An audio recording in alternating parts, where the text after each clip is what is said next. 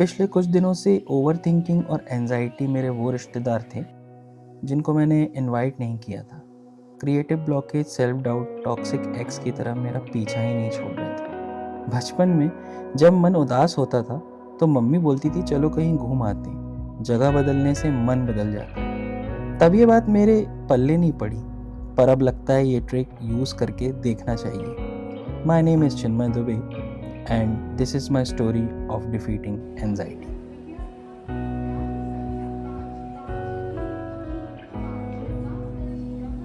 वैसे तो मैं वृंदावन कई बार जा चुका हूँ, बट दिस टाइम ये सिर्फ वृंदावन यात्रा नहीं, एक 8 दिन की डिटॉक्स जर्नी थी, ब्रिज 84 कोस यात्रा की, जिसने मुझे मेरा गोल और मेरे सोल का पर्पस समझाया।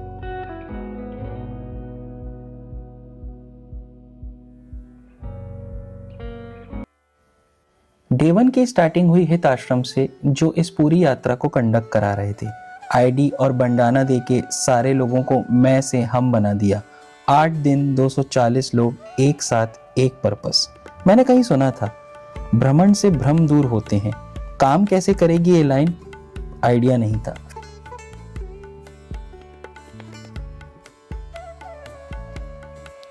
सुबह की शुरुआत एक बहुत ही खूबसूरत आरती के साथ हुई। आमतौर पे ये शुरुआत नोटिफिकेशंस, डेबिट, क्रेडिट और बहुत सारी टेंशन के साथ होती है।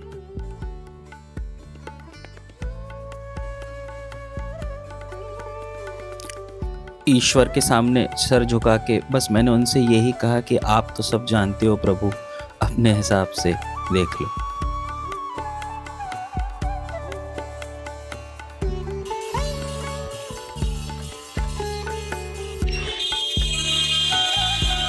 निकल चुके हैं पार्किंग में। 84 कोस की परिक्रमा शुरू हो रही है। सूरज भी आ गया है, ठंडी बहुत शानदार पड़ रही है और अंदर से जो मुझे कामनेस और जो पीस है वो अभी यात्रा स्टार्ट होने के पहले ही फील हो रहा है। जिस हिसाब से यहाँ पे ढोल मंजीरे बजाकर यात्रा को शुरू किया गया है, एक अच्छी आरती के साथ सुबह की जो शुरुआत हुई है, आई विश कि डेली लाइफ में भी हमेशा ऐसा ही हो। एक चीज़ जो मैंने नोटिस करी, जो मैच्योर लोग थे, मुझसे बड़ी एज के थे, थोड़ा सा पैनिक कर रहे थे कि जल्दी गाड़ी मिले और वो जल्दी अंदर जाएं। और एक तरफ जो मैं अपने आप को इतना इम्पेशेंट समझता था, पहली बार मैंने सब भगवान के भरोसे छोड़ दिया कि भैया तुमने बुलाया है, जैसा तुमको ठीक लगे वैसा करो।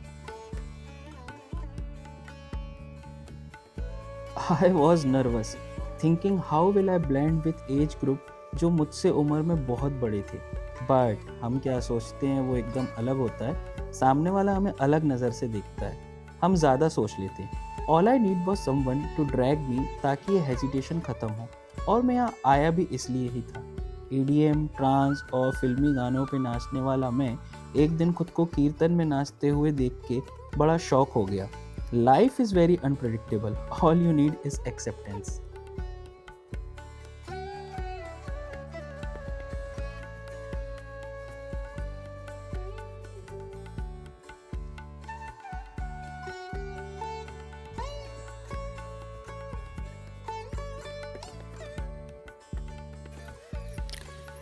कीर्तन करते हुए, नाचते गाते हम पहुंच गए हमारे पहले स्थान, जिसका नाम था मानसरोवर।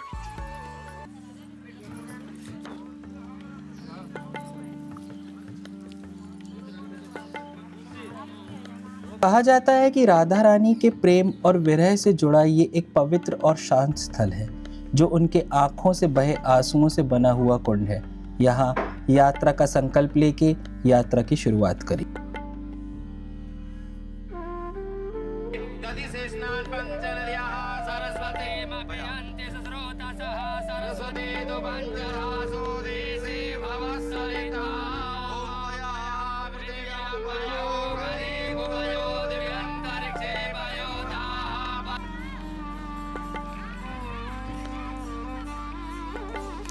इसके बाद हम पहुंचे बेल वन, जो कि प्राचीन काल में बेल के पेड़ों से भरा हुआ एक वन था। भगवान कृष्ण ग्वालों के साथ यहाँ गाय चराते थे।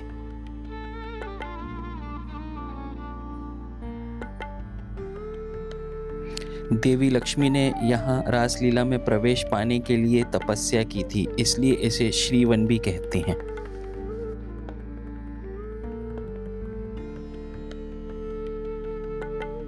यहाँ उनका प्रसिद्ध मंदिर है जिसमें वे तप मुद्रा में आज भी विराजमान हैं, क्योंकि उनको रास में शामिल होने की अनुमति नहीं मिली थी।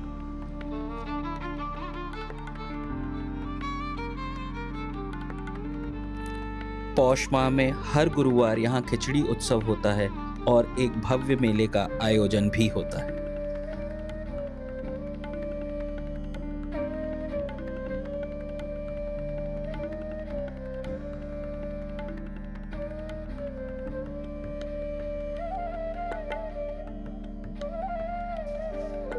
महाराज जी ने बताया कि 84 कोस यात्रा पे वही आ पाता है जिसे भगवान सच में बहुत प्यार करते हैं और जिससे प्रभु स्वयं मिलना चाहते हैं। मुझे नहीं पता मैंने ऐसे कौन से अच्छे काम किए थे जो ये यात्रा मैंने करी, बट हाँ इतना ज़रूर पता है कि इस यात्रा की मुझे बहुत ज़्यादा ज़रूरत थी। शायद मेरी ज़रूरत भगवान को पता थी और उन्होंने मुझे ये यात्रा करने की अंदर से प्रेरणा दी। प्रेम का अर्थ है मन से वचनों में बंध जाना।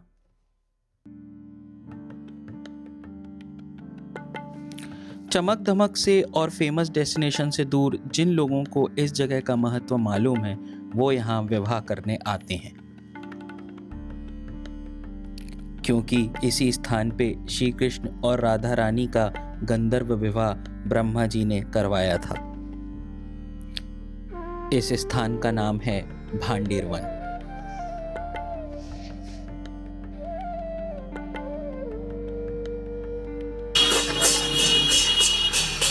तो भाई हम आ गए हमारे चौथे स्टॉप पे जिसका नाम है बंसी भट्ट। अब यहाँ जाएंगे और यहाँ की सुनेंगे कि क्यों इस जगह का नाम बंसी भट्ट पड़ा, क्या है यहाँ पे प्रभु की लीला। फिलहाल आपको बस इतना ही बता सकता हूँ कि भक्ति में एकदम सराबोर है माहौल, नाच नाच के पैरों में दर्द है लेकिन थकान बिल्कुल भी नहीं है। राधे राधे। भांडेर वन से आगे मैं एक ऐसी जगह पहुंचा जहां साक्षात श्री कृष्ण की उपस्थिति का अनुभव होता है। इस जगह का नाम है बंसी वट। कहते हैं यहाँ वट वृक्ष के तने पर कान लगाकर दिव्य ध्वनि सुनने की अनुभूति आज भी की जा सकती है, क्योंकि ये वही स्थान है जहाँ भगवान बांसुरी बजाते थे और जिसकी धुन सुनकर राधा रानी और गोपियाँ आया करती थी।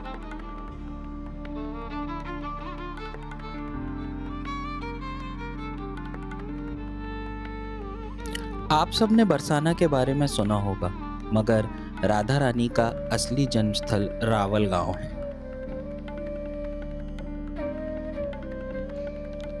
I was very excited to see this place, but unfortunately मंदिर बंद मिला। वेट भी किया, थोड़ा कीर्तन भी किया, लेकिन मंदिर नहीं खुला।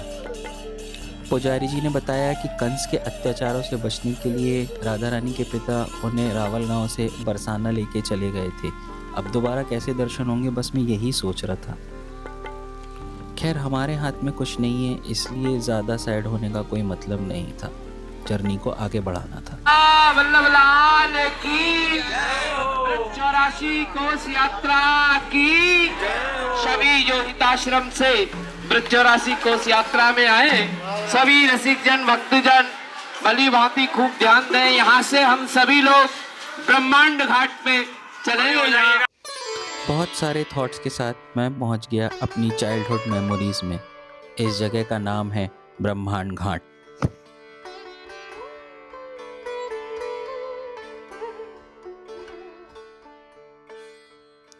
ये वही घाट है जहां बाल रूप में प्रभु ने अपनी मैया को मुख में संपूर्ण ब्रह्मांड के दर्शन कराए थे।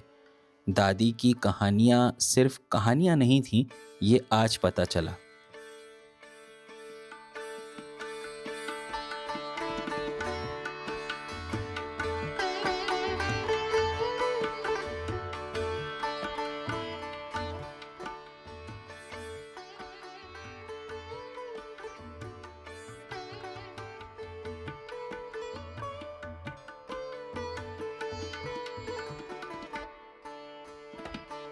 और इसके बाद हम जाएंगे रमन रीति और शायद उसके बाद आज का दिन हमारा ख़त्म होगा।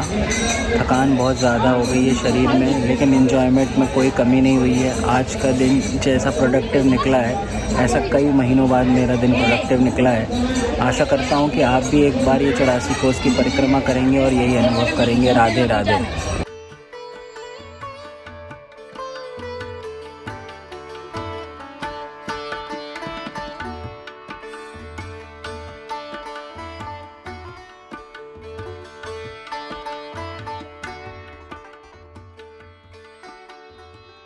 अभी दादी की कहानियों से निकला ही था और चलते चलते एक बहुत ही खूबसूरत और मज़ेदार सा खेल सामने आ गया जिसने मेरी बचपन की सारी यादें ताज़ा कर दी।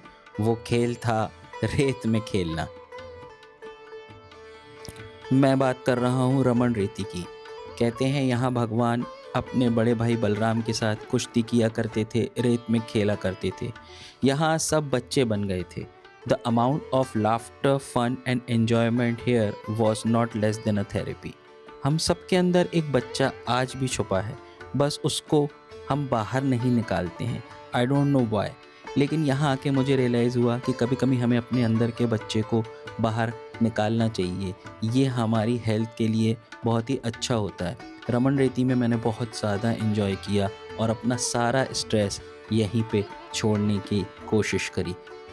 भगवान अपने बच्चों को उदास नहीं देख सकते हैं। मेरा दिन ख़त्म होने को था। मन में रावल गांव में दर्शन ना मिलने का कहीं ना कहीं मलाल था। फिर ड्राइवर ने कहा भैया चांस लेके देखें। मैंने कहा देख लो। एंड गैस व्हाट, यहाँ पे मैजिक हुआ। दर्शन भी मिले और मंदिर में भीड़ भी नहीं थी। लाइफ इज़ वेरी अनप्रेडिक्टेबल, मैंने पहले भी कहा था, और ऐसे ही इस दिन का अंत हुआ। शायद कल इससे अच्छा होगा या ना हो, मालूम नहीं, बट आज जो मिला है वही सबसे बेस्ट है। जो दिन बीत गया वही सबसे अच्छा था। अगर इस बात का यकीन है तो लाइफ सॉर्टेड है दोस्तों। मिलते हैं अगले एपिसोड में। तब तक राधे राधे कहिए और आराम से आगे बढ़ते रहिए। जय श्री राधे।